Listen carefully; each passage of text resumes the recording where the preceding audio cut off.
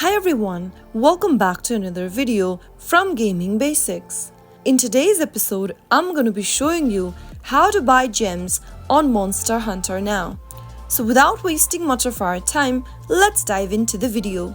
First of all, open the Monster Hunter Now application from your app drawer and also make sure to log into your account. Once you're signed into Monster Hunter Now, if you want to buy gems, then you will need to go ahead and tap on the shop button at the bottom right corner. Once you access the shop menu, navigate to the gem purchase section. Scroll all the way down until you see the gems option, and then you will be able to see the gems section with different purchases packages. Choose your desired gem package from the options. Tap on one of the items or package you'd like to purchase and then tap on the amount displayed on the screen. I've selected this package over here.